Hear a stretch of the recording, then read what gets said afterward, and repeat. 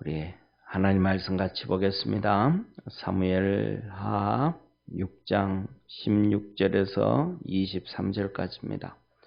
사무엘하 6장 16절에서 23절까지 우리 한 절씩 교독하겠습니다. 여호와의 궤가 다윗성으로 들어올 때에 사울의 딸 미갈이 창으로 내려다보다가 다윗 왕이 여호와 앞에서 뛰놀며 춤추는 것을 보고 심중에 저를 업신여기니라. 여호와의 궤를 메고 들어가서 다윗이 위하여 친 장막 가운데 그 예비한 자리에 두매 다윗이 번제와 화목제를 여호와 앞에 드리니라.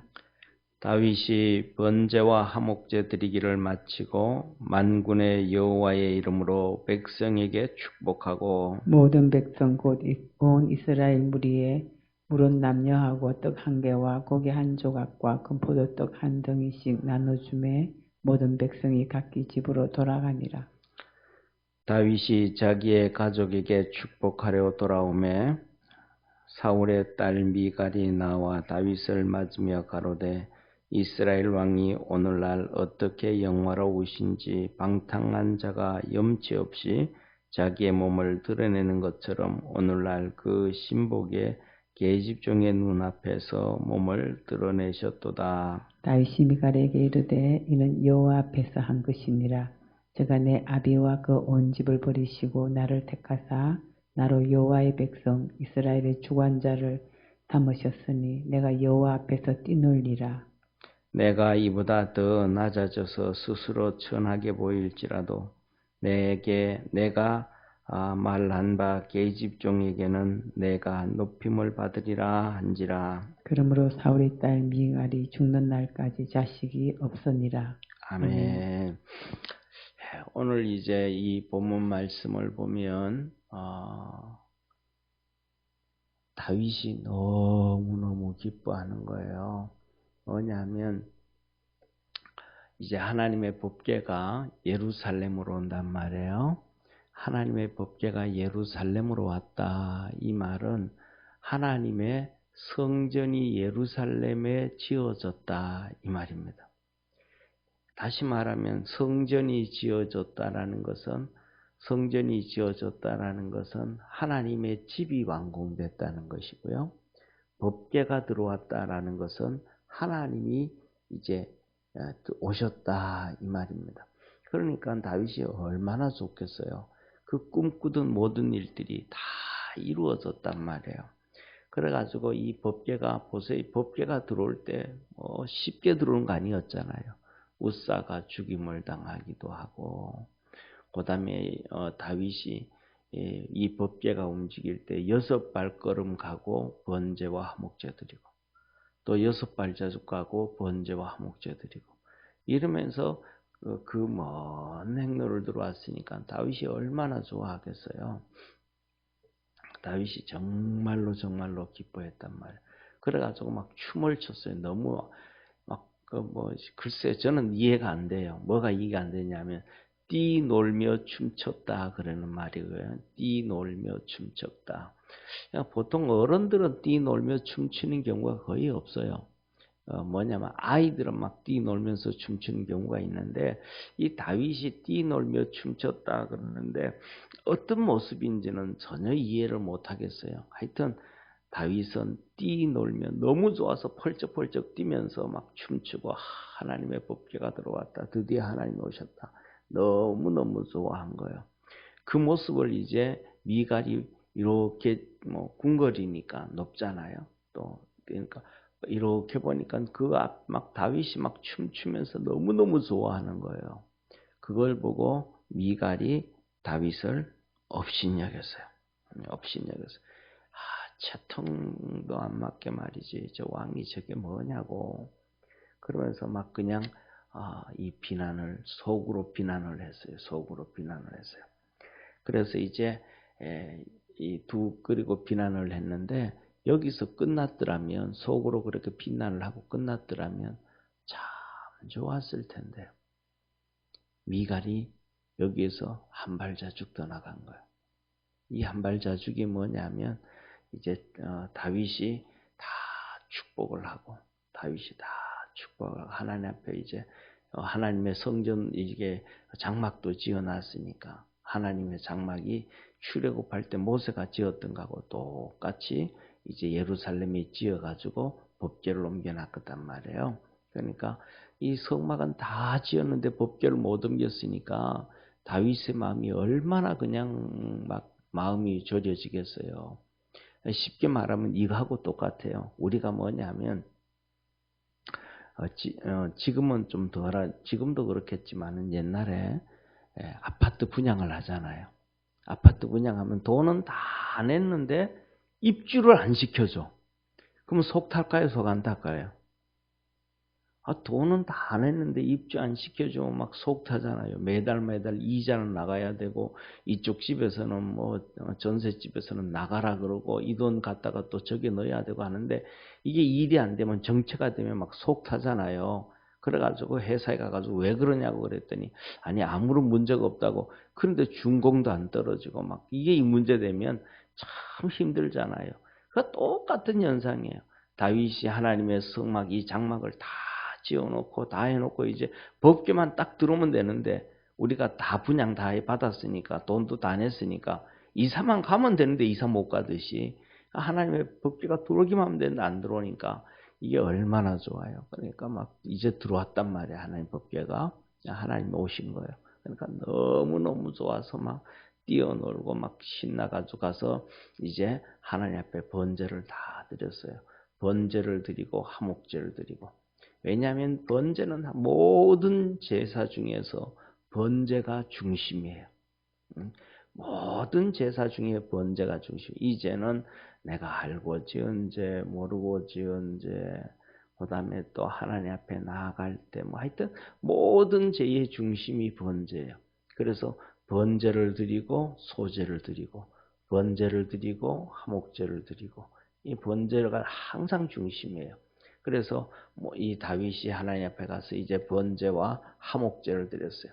번제는 우리의 모든 죄 이런 거 중심이고 그 다음에 화목제는 뭐냐면 오늘날 드리는 화목제는 그때 드리는 화목제는 감사제예요. 감사제. 축제예요. 축제. 기쁨이고 그리고 그 다음에 이 두 가지예요.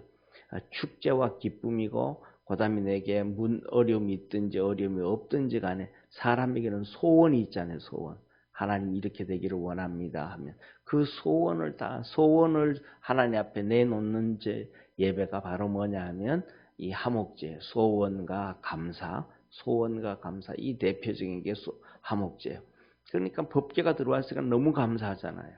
그리고 그 다음에 또 감사가 있고 그 다음에 하나님께서 우리나라를 다 축복해 주시고 또 다윗 자기가 왕이니까 하나님 나도 축복해 주시고 우리 집안 축복해 주옵소서 소망이 있을 거 아니에요. 나라와 개인, 가정을 위해서. 그러니까 번제를 이 화목제를 드리고 난 다음에는 이스라엘 백성들을 향해서 이 다윗이 축복을 하는 거예요. 이스라엘에서 축복을 다 하고 그 다음에 중요한 것이 뭐냐 하면 화목제의 화목제는 축제라 그랬잖아요. 감사하고 축제라 그랬잖아요. 그러니까 감사하고 축제에는 뭐가 있어야 돼요? 먹을 게 있어야 되잖아요. 먹을 게 없으면 축제가 안 되잖아요. 그러니까 거기 이제 성전에 법궤가 막 온다 그랬을 때 백성들이 전부 다 막 따라왔단 말이에요. 그래서 따라오는 사람이 있고 안 따라오는 사람이 있고 그렇잖아요. 그죠? 그래서 따라온 사람들 하나님의 성전의 법궤를 따라서 하나님의 성전에 다 온 사람들에게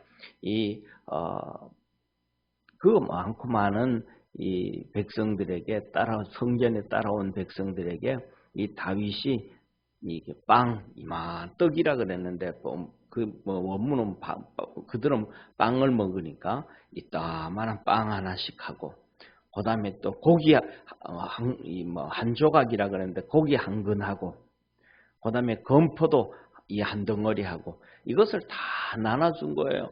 그 많은 사람들에게 뭐 100명이면 100명, 1000명이면 1000명, 10,000명이면 10,000명 다 나눠준 거예요. 그거 얼마나 양이 많겠어요. 그렇잖아요. 그런데 다 나눠줬어요. 여기서 중요한 게 뭐냐면 우리가 자원을 내서 하나님 앞에 나와야 돼요. 할렐루야. 이 이스라엘의 법궤가 오는데 막 법궤 온다 하고 막 기쁘다 하고 손뼉 치고 그냥 다 집으로 돌아가 버렸어. 그러면 네가 하나도 못 받는 거예요. 법궤를 따라서 성전에 다 왔더니 가서 다 같이 함께 자기는 준비를 안 했지만 다윗이 준비한 번제를 드리고 다윗이 준비한 화목제를 다 드리고 난 다음에 하나님 앞에서 다윗이 축복기도 해주잖아요. 축복기도. 그 축복기도를 받은 거예요. 그 다음에 두 번째로는 떡도 받았죠. 고기도 받았죠. 건포도도 받았죠. 이거 왕이 준 선물을 들고 돌아가는 거예요. 왕이 준 선물을 들고. 이게 뭐냐면 똑같은 거예요. 여기서 이게 나오는 게 북한 김일성이하고 똑같은 거예요. 김일성이가 지 태양절이다, 뭐 지 행사다, 무슨 날이다 하면 백성들에게 선물 주잖아요. 이 성경에서 다 가져가는 거예요. 지가 흉내내는 거, 흉내내는 거. 지가 하나님인 것처럼 흉내를 내는 거예요. 그래서 우리도 뭐냐면 하나님께로 열심히 나올 수 있는 성도 되기를 바랍니다. 열심히 나오면 하나님이 축복을 해주는 거예요. 그래서 이제 축복을 다 끝내놓고 이제 그 다음에 백성들을 축복해놓고 오늘 여기 본문 말씀 보면 다윗이 이제 자기 집으로 가는 거예요. 자기 집으로. 자기 집으로 가서 자기 가족들을 이제 가족들을 축복하려는 거예요. 왜? 다윗은 첫째로는 이스라엘의 왕으로서 백성들을 축복해 줄 수 있어요.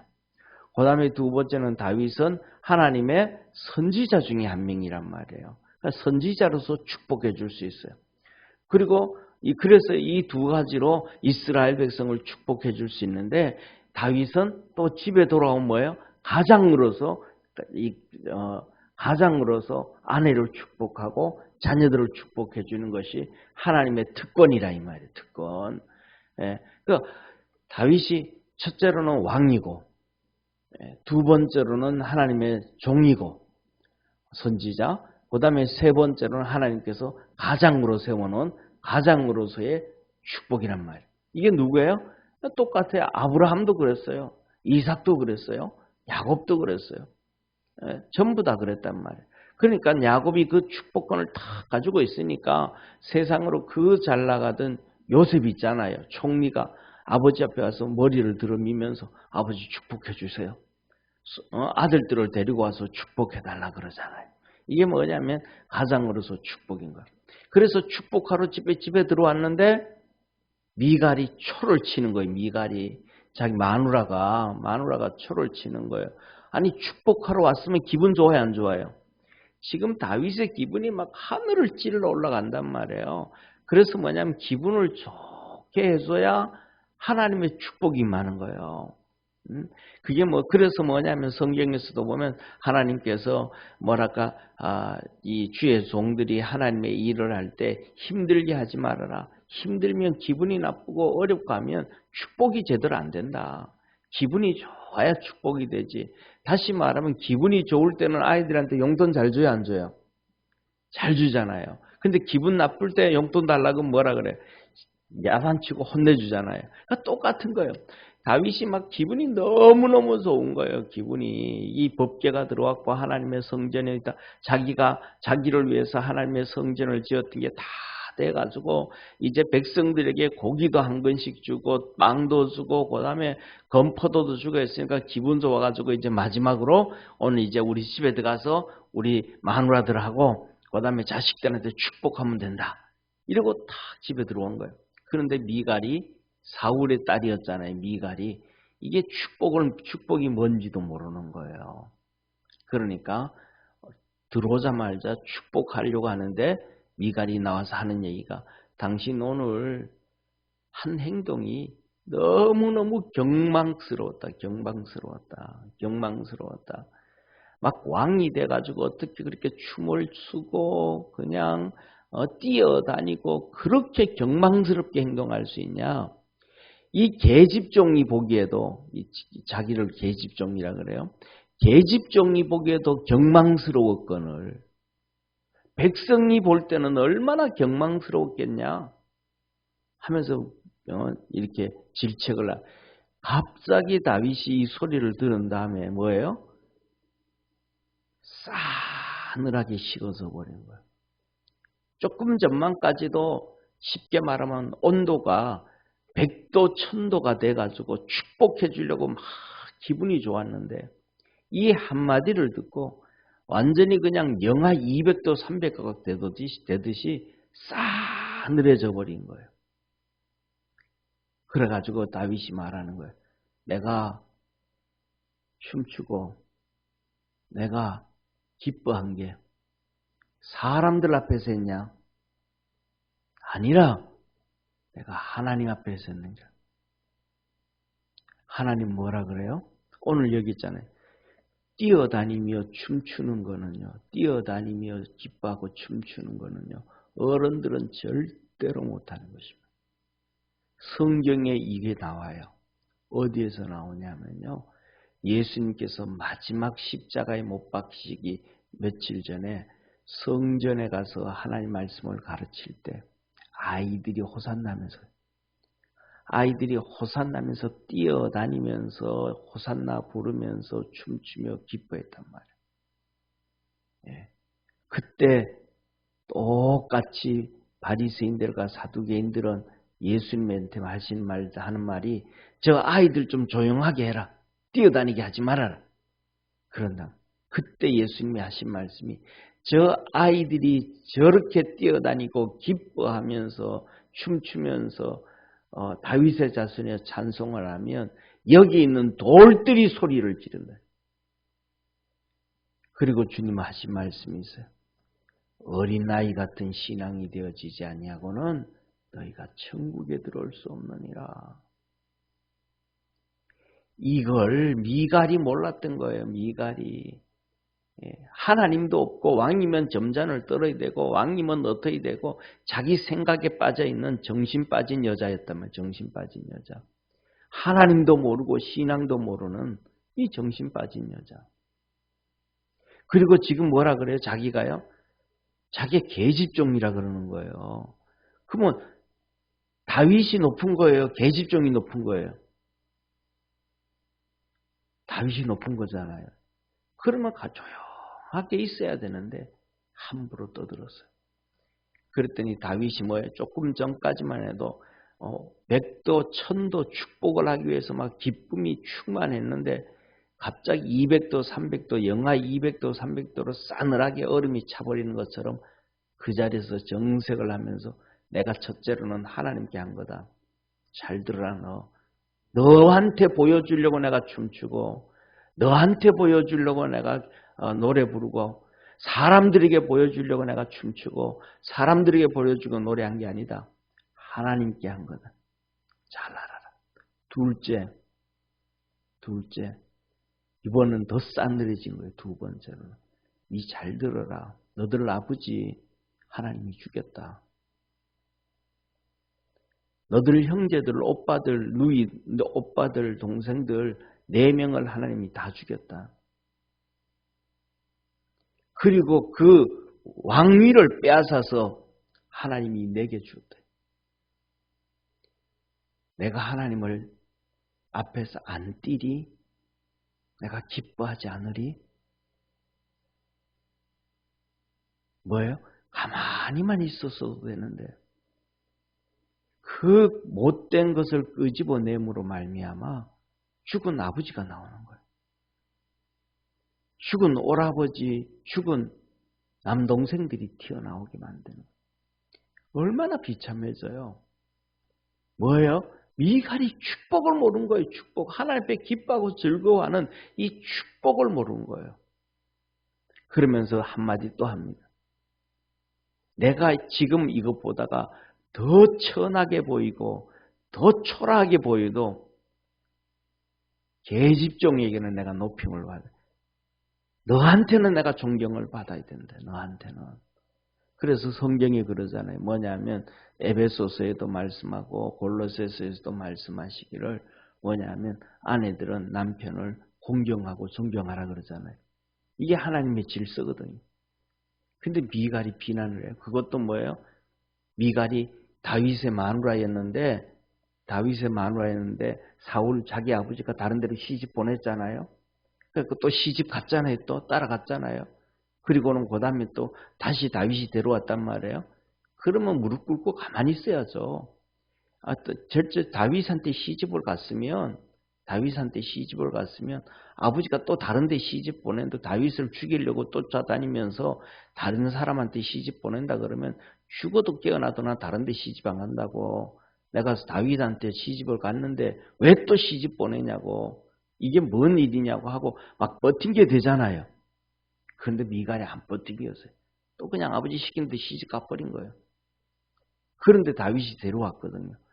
이렇게 자기한테 뭐가 흠이 많은 여자란 말이에요.